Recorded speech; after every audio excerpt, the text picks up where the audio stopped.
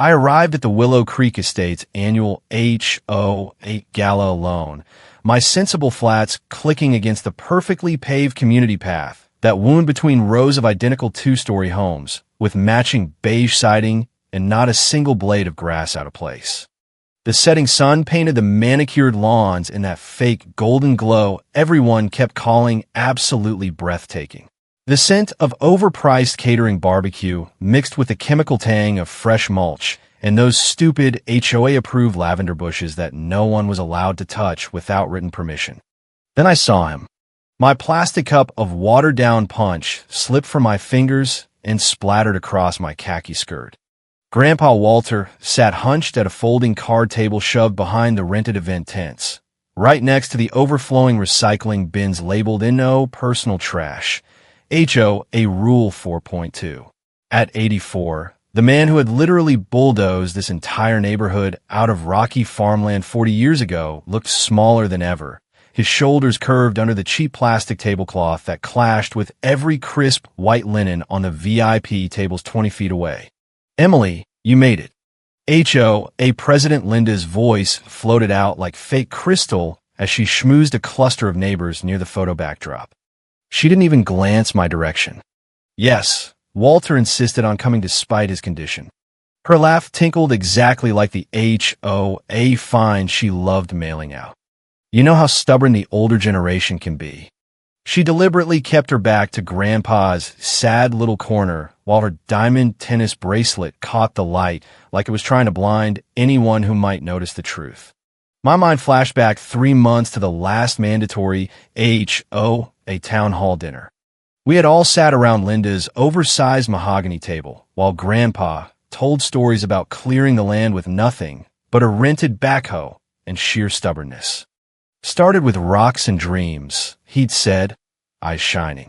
"Your grandmother and I lived in that old trailer hauling water until we could afford the first pipes." Linda had cut him off with one manicured wave. "Dad, please.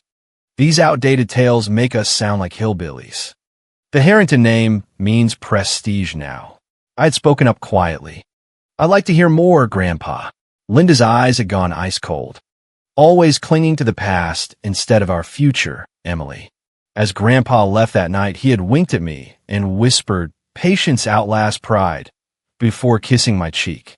Now here he was, parked next to literal garbage while Linda's daughter Hannah twirled in her rented white cocktail dress under the twinkling Edison bulbs, pretending this was her personal fairy tale. Something inside me snapped like a too-tight HOA covenant. I wanted to protect the man who had built every single house we were standing in. I marched straight toward Linda, cutting her off before she could reach another group of suckers. "Why is he sitting by the trash bins?" I asked loud enough that 3 couples turned their heads. Linda's smile stayed glued on, but her eyes narrowed like a hawk spotting a mouse. "Not now, Emily," she hissed through perfect teeth. "Yes, now. That's the founder of Willow Creek sitting next to garbage while everyone else gets the view." I raised my voice even more on purpose. She grabbed my arm hard enough to leave marks and yanked me behind a tent. He insisted on coming. We didn't want him embarrassing the association with his outdated ideas and frail health. He's lucky we let him attend at all. My hands had been shaking, but suddenly they went still. I straightened my spine and looked her dead in the eyes. He built something that lasted. That deserves respect, not exile by the recycling bins. The sound of the slap cracked across the entire patio like a starter pistol. Conversations died. The playlist seemed to skip. My cheek burned where Linda's HOA president ring had caught skin. "Security," she called, voice steady like nothing had happened, but her eyes were wild with panic. "Please escort my neighbor out. She's causing a scene." 2 uniformed guards in black polo shirts with the Willow Creek logo materialized beside me. I didn't fight as they guided me toward the exit gate. With every step, the weight of 10 years of biting my tongue lifted. I had spent my whole adult life trying to balance love for Grandpa's original vision with Linda's obsession with perfect lawns and color-coded mailboxes. I had been the difficult resident, the one who got fined for planting the wrong roses, the one who wouldn't play along. As the guards walked me past, whispering, neighbors, a strange calm settled over me. The realization hit like cold water. They never saw me as part of the community, just an audience for their HOA performance. I turned back once. Grandpa was watching me go, and for the first time in years, something like real pride flickered across his weathered face. 10 minutes later, the sound hit me first. A deep, expensive engine growl cutting through the evening air, unmistakable to anyone who had ever heard private jets or luxury SUVs. A Rolls-Royce Phantom. My step faltered on the path toward the visitor parking. "Ma'am, you okay?" one guard asked, hand hovering near my elbow. I didn't answer. My eyes locked on the far entrance where the gleaming silver Rolls glided to a stop flanked by 2 black Escalades. Engines shut off in perfect sync. When the rear door opened, my breath caught. Grandpa Walter stepped out, fluent tall. Gone was the slump man by the bins. This version stood ramrod straight in a custom navy suit that probably cost more than my mortgage. 2 discreet men in dark suits flanked him, earpieces glinting. "That's impossible," I whispered. The truth slammed into me. For years, Linda had lied to both of us, telling Grandpa I was too busy with complaints while telling me he was too frail to attend meetings. A deliberate campaign of isolation wrapped in HOA concern. The string quartet in the main tent stopped mid-song as Grandpa walked steadily toward the stage. Conversations died. Wine spritzers froze halfway to lips. Linda's Botox smile cracked like cheap stucco when she spotted him. Longtime groundskeeper Mateo stepped forward from the staff line without a word and handed Grandpa a wireless mic, his face stone. Catering staff quietly shifted to stand behind the founder like a silent army.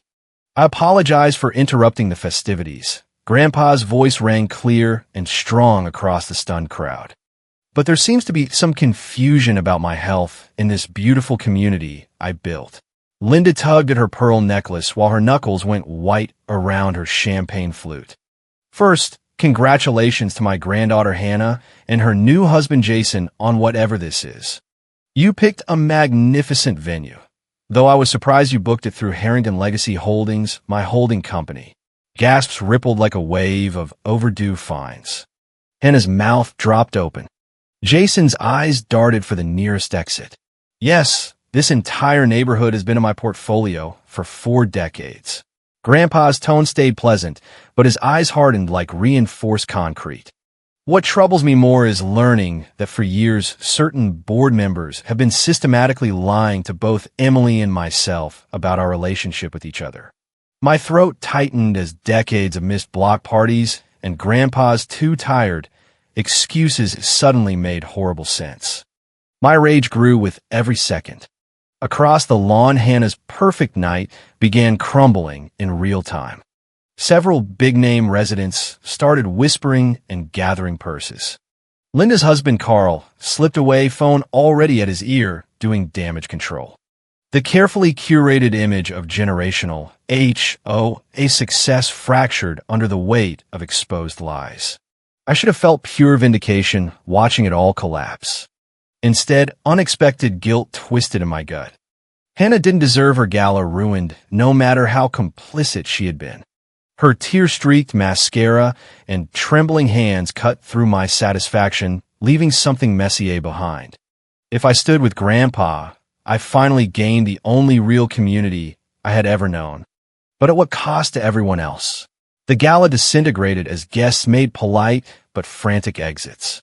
Each departure represented years of Linda's social climbing undone in minutes. Mateo appeared at my elbow, pressing a thick leather portfolio into my hands. "He kept these for you," he whispered. "Records of every time they excluded you while using your name to access his resources. The community improvement projects they claimed you were too busy for. The photo credits in the newsletter." My fingers tightened around the smooth leather as the weight of proof pressed into my palm. Years of my work, garden designs, before and after shots, volunteer logs, documented in meticulous detail. The proof I never knew I needed. As I stood there holding tangible evidence of deliberate deception, a question rose through the chaos. Should I expose everything right now for a clean break and public scandal, or handle it privately to protect the loyal grounds crew and neighbors who depended on this place? Would revealing the HOA's dirty secrets be justice or just more pain? What would you do when the truth finally arrives at such a high price? I ducked behind a row of perfectly trimmed boxwoods as Hannah's event planner marched past, barking into her headset. The vice president, is requesting immediate damage control. Tell everyone it's just a misunderstanding about grandfather's health. Nothing more. My phone buzzed with a text from Mateo. Linda is talking to the Johnsons by the South Pergola. Something about your grandfather's cognitive decline. I crept closer, staying in the shadows between the HOA-approved crepe myrtles. Linda stood surrounded by 3 power couple neighbors, her diamonds sparkling like tiny lies. Walter is experiencing early dementia, she said, voice pitched for sympathy. Emily has been exploiting his confusion for years. She's always been the difficult one, filing complaints instead of following rules. Thomas Reynolds, the guy who wrote the neighborhood newsletter, pulled out his phone and started typing notes. Fascinating HOA family drama, he muttered. President claims elder abuse while sidelining the actual founder. Linda went pale when she noticed him documenting. The neighborhood's reputation hung by the same thin thread as her Botox. I retreated toward the community center equipment shed where I knew the Wi-Fi reached the HOA database. When I tried logging into the photo archive, my credentials were rejected. After 3 attempts, the screen flashed. Account deactivated 87 days ago. Right after I'd spoken up at the last board meeting defending Grandpa's original landscaping plan, I switched to the marketing folder. Success. And there they were, dozens of my before and after shots of the community garden I had designed and planted on weekends. Sunset light on the raised beds. Close-ups of the first spring bulbs. All credited to Hannah Harrington's artistic vision for neighborhood beauty.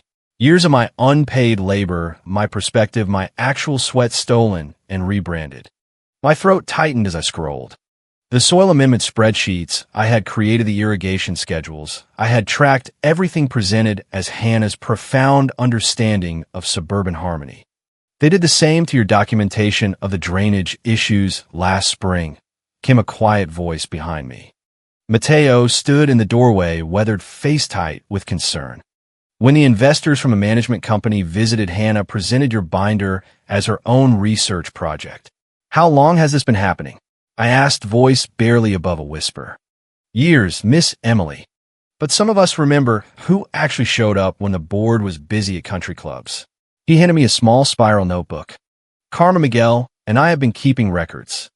Who really visited the sick residents? Who learned the irrigation system? Who cared enough to know our names? I flipped through pages of dates, observations, and signatures from the crew. A secret history of who had actually tended the heart of Willow Creek while Linda and Hannah claimed its face on every newsletter. Miss Emily, Mateo hesitated. Your grandfather is looking for you. I found Grandpa Walter standing at the edge of the original wall garden he had planted behind the first model home. The space overflowed with wildflowers and herbs so different from the sterile perfection of the main grounds. Eleanor's garden, he said, taking my hand. Named for your grandmother. He led me to a stone bench surrounded by rosemary and lavender. The evening air carried their scent like a memory. Your grandmother always said you were the only one who noticed when the first bulbs pushed through each spring, he said, voice thick. While Hannah practiced her HOA speeches and Linda planned her galas, you were out here with the crew, learning how things actually grow. Before I could answer, shouting erupted from the direction of the community clubhouse. We followed the sound into the big meeting room, where voices bounced off the beige walls covered in framed HOA rulebooks. This neighborhood is our birthright, Linda shouted at Grandpa, her carefully curated poise completely gone. We modernized it, marketed it, made it relevant. I stepped forward. No, you packaged it, I said quietly. The room went dead silent. There's a difference between tending roots and selling the fruit. Hannah surged forward in her white dress. You're ruining my night, she hissed. You've always been jealous that I was chosen to be the face of Willow Creek. Chosen. I laughed, the sound hollow against the rule posters. You mean you accepted the title without ever doing the work? Jason appeared at her side, tux perfect but face flushed. Name your price, he demanded. What settlement ends this embarrassment? Everyone has a number. The question clarified everything. They saw only asset value where I saw living history. I'm not fighting for ownership, I replied. I'm fighting for honoring creation over consumption. The room went quiet as Mateo entered, followed by Carmen, Miguel, and Joseph, the longest-serving crew. Miss Emily is the only one who knew how to test the soil pH properly, Carmen said, voice steady. She can spot a drainage problem from 50 yards. Miguel nodded. When the big storm flooded the lower lots 2 years ago, Emily stayed all night with us, sandbagging and monitoring pumps. Joseph stepped forward. I taught her how to prune the crepe myrtles when she was 18. By 20, she was better than me. Their words spread through the remaining guests like fresh mulch. Several influential homeowners exchanged glances, reevaluating the drama they were witnessing. One retired judge in her 70s nodded. The girl identified a sinkhole risk on my property last year and saved me thousands. Later that evening in the estate office, Grandpa and I pored over legal documents spread across his old oak desk. They told me you weren't interested in the community, he said, pointing to a stack of transfer papers. That you preferred your quiet life in the city. I shook my head. They never asked me. He slid a folder across. These are the management transfer documents Linda claimed I signed 3 years ago. Look at the signature. I examined it. That's not your handwriting. A sharp knock interrupted. The head of security entered grave. So we have a situation. Jason was caught on camera entering the restricted irrigation control room with an unidentified container. Grandpa's face hardened. Show us the footage now. I stood, feeling that strange calm again. The battle for Willow Creek soul had just moved from HOA politics to something criminal. 15 minutes later, I reviewed the security footage for the third time, finger hovering over the tablet. Timestamp 8:42 p.m. Exactly when Hannah was cutting the celebratory cake. My jaw tightened as Jason pulled a small container from his jacket. There, I pointed. He breaks the seal on main valve 14 at 8:43, then hits valve 16 and 17 within 90 seconds. Grandpa leaned forward, weathered hands, steady making notes. Those lines feed the entire southern section, including Eleanor's garden and the community fountain. My voice stayed flat. The highest value landscaping and, coincidentally, the only areas where I documented every maintenance log personally. The attorney, Mr. Dunham, removed his glasses and rubbed his nose. This is no longer a family disagreement. This is property tampering, criminal. I clicked to another angle, showing each broken seal. The chemicals would have ruined months of work and probably triggered massive fines on every homeowner for unsightly conditions. My stomach churned. I want proper evidence handling. I told them, resisting the urge to march out and drag Jason out by his rented cummerbund. No shortcuts. Grandpa touched my shoulder. Patience outlasts pride. The intercom buzzed. Mateo's voice tense but professional. Miss Emily, your mother, President Linda, is demanding a board-only meeting in the main conference room. She says airing dirty laundry violates community values. A bitter laugh escaped me. Perfect timing. When we entered, Linda stood, arms crossed, Carl hovering nervously behind her. Hannah sat at the table, wedding white dress now wrinkled. Jason stood with one hand on her shoulder, face a mask of righteous outrage. This has gone far enough, Linda announced. Association matters stay within the board. Interesting principle, I said, opening the leather portfolio. Was it community values when you used my name on legal documents while excluding me from every vote? Or when you claimed my garden photos for the newsletter while deleting my access? I spread documents across the table, loan applications, promotional materials, even proxy forms, all bearing my forged signature. Linda's face flushed crimson. Those are confidential. We're confidential, Grandpa corrected. Now, they're evidence. Jason stepped forward, confidence fraying. The security footage is clearly manipulated. Anyone knows video can be altered. Mr. Dunham raised an eyebrow. Interesting, you should mention the system specs, Mr. Matthews. Willow Creek uses a proprietary setup with multiple secure servers. Information not publicly available. Jason paled. Everyone knows modern security has backups. Not our configuration, I said quietly. I helped install it last year during one of my irrelevant volunteer shifts. Hannah's eyes darted between Jason and me, then down to his hands. She shifted her chair slightly away, the first physical distance I'd seen all night. When I saw the look of betrayal cross her face as she realized Jason had been willing to poison the community garden just to keep their status, I wondered if any bridge with my sister could still be saved or if some HOA fences had been permanently topped with razor wire. A commotion outside broke the silence. Through the window, I saw Mateo directing crew to secure the irrigation sheds. Workers in green uniforms formed a human chain, checking every valve and control box. The team has verified no contamination spread beyond the initial lines, Mateo reported, stepping inside. We isolated all affected zones. Mr. Dunham placed another document in front of Linda. This might interest you, Mrs. Harrington. Notification that Emily has been the legal steward of the Founders Trust for 2 years. The original was sent certified mail to your address. Linda's face flickered with panic. The notification you apparently intercepted, Grandpa added, voice low but carrying. The murmur of voices grew louder. Remaining guests in the courtyard watched the drama unfold. Not the scandal they expected, but truth. The sheriff's siren wailed in the distance, growing closer. You call the police? Carl finally spoke, voice cracking. I didn't, I answered. Security protocols triggered an automatic alert when tampering was detected. Carl looked at Linda, then back at me. I knew she had documents from you. The words tumbled out after years of silence. The trust papers, the meeting invites, even Eleanor's letters. Linda whirled on him. Carl.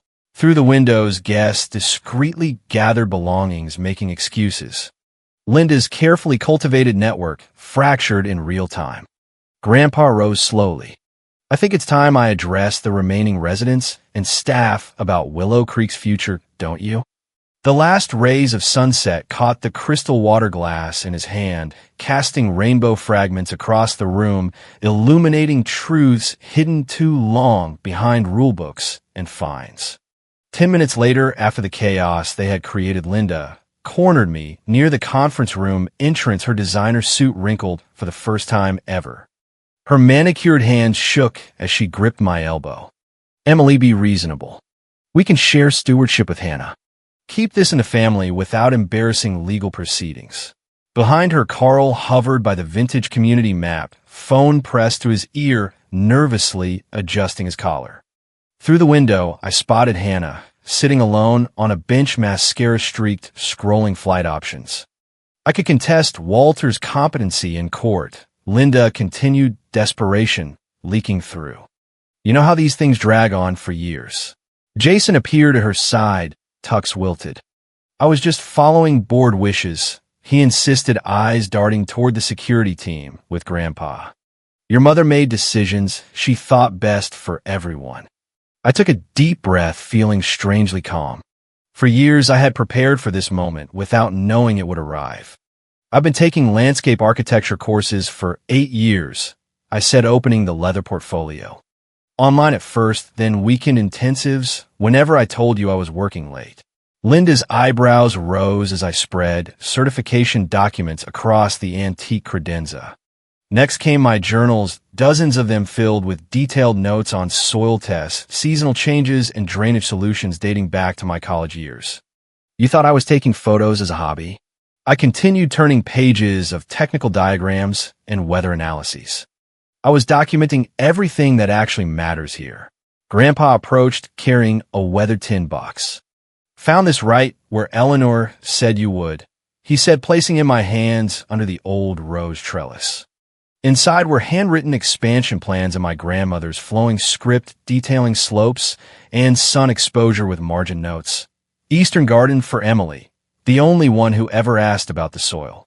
Emily was the only one who visited me after your mother passed. Grandpa said to Linda, voice gentle but firm. Every month, without fail, while you were too busy running what you thought would soon be yours. I met my mother's gaze directly. I don't want to control Willow Creek because it's valuable. I want to continue it because it's valuable to me. The remaining residents and crew had gathered in the grand meeting room. Crystal glasses caught the late light, casting rainbows across the oak barrels of community punch. The room fell silent as Grandpa took center stage, weathered hands steady on my shoulder. Today we are announcing the launch of a new chapter, he said, voice carrying to every corner. Eleanor's bloom dedicated to Emily's vision for our neighborhood's future. Linda pushed forward, mouth opening to interrupt, but fell silent when every face turned toward us, attention absolute. I unfolded the original blueprint of Willow Creek, yellowed, but preserved with care. My grandmother drew this 60 years ago. I explained, pointing to the eastern section. See her handwriting? Saving this area for Emily's ideas. She knew before I did. A long-time resident, Mrs. Delacourt raised her glass. I remember when Emily showed me the new rainwater system 5 summers ago. The board was unavailable that weekend, as usual. Other voices joined. Neighbors recalling tours I had given while Linda attended charity luncheons. Crew members sharing stories of pre-dawn cleanups where I had worked beside them while Hannah slept off parties. Grandpa lifted his glass ruby punch, catching a light. This neighborhood doesn't belong to me anymore, he announced, voice strong. It belongs to Emily, not because of blood but because of love. Near the entrance, security discreetly escorted Jason toward the parking lot where the sheriff waited, evidence bags visible. The tampering investigation had officially begun. The gathering began to disperse in small murmuring groups. Some approached to congratulate me. Others avoided eye contact as they slipped away. Linda and Carl had already disappeared, their luxury SUV kicking up dust on the main drive. From across the room, I noticed a solitary figure standing apart. Hannah remained near the terrace doors, caught between retreating with our parents and staying to face what came next. As our eyes met, tears streamed down her face. Her shoulders straightened, and she took one hesitant step toward me, then another. I wondered what words would follow her tears. Yet right then I didn't care anymore. In 6 months, I would protect everything Grandpa had built his whole life.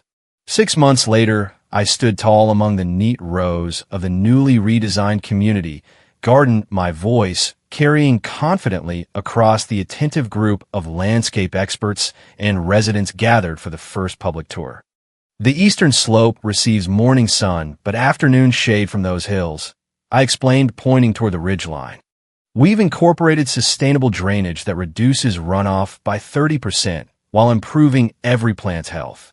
The critics and journalists scribbled notes, expressions thoughtful instead of skeptical. No longer did I shrink into corners at these events. Now I commanded the center, sharing innovations that had already earned Eleanor's bloom 3 regional awards in half a year.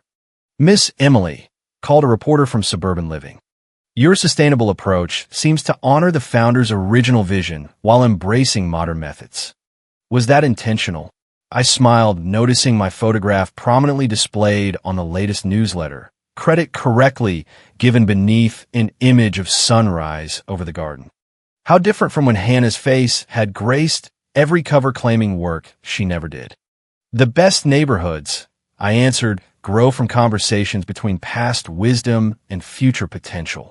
Later that evening, lamplight warmed the renovated community clubhouse as we gathered around a restored oak table.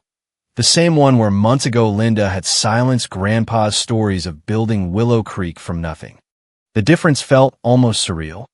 Grandpa Walter sat at the head, his weathered hand steady as he raised a glass of our new community punch. Mateo and the core crew of 7 filled the remaining seats. The oak gleamed beneath plates of locally sourced food prepared by our new chef. The Peterson account doubled their sponsorship after tasting the reserve blend. I said, words flowing naturally. But that wouldn't have happened without Rosa improving our irrigation timing. Her insight made all the difference. Rosa, our longtime irrigation master who Linda had barely acknowledged for 20 years, blushed at the recognition. Grandpa caught my eye with quiet approval. I had finally learned what he always knew. True leadership celebrates others instead of claiming every success as personal triumph. After dinner, Mateo uncorked a special bottle as our small group moved to the stone patio overlooking the valley. Stars punched through the indigo sky, while crickets provided nature's soundtrack. To roots that withstand every storm, Mateo toasted, raising his glass toward the newly completed garden I had established in Eleanor's memory. Stone pathways wound through native plants and heritage roses she once tended, creating a sanctuary that honored her vision while adding my own touches. We clinked glasses, this loyal group who had stood beside me when everything threatened to collapse. Their faith proved stronger than any HOA covenant, their integrity more valuable than any social standing. The next morning, Grandpa and I walked the neighborhood at sunrise, reviewing expansion plans for the northern section. His footsteps were steadier now that he lived here, permanently freed from the isolation Linda had imposed. Hannah called yesterday, he mentioned casually, asked if she might visit next weekend. I nodded, neither excited nor resentful. Our relationship was rebuilding slowly, one honest conversation at a time. Unlike Linda and Carl, whose absence spoke volumes about unchanged priorities, Hannah had begun to recognize the damage done. The guest book had filled another page yesterday, more signatures in 6 months than the previous 3 years combined. As evening fell, I climbed alone to the highest point of the property. The sunset painted the valley in amber and gold, while shadows lengthened across what was now truly ours. From my pocket, I withdrew the faded photograph of Grandma Eleanor standing among newly planted trees 50 years ago. Her expression held the same determined hope I felt now. As I stood there watching the sun set over the neighborhood I had helped save, I wondered, is preserving a legacy about keeping everything exactly the same, or about having the courage to let it grow in new directions while honoring the roots? What would you protect, and what would you finally allow to bloom?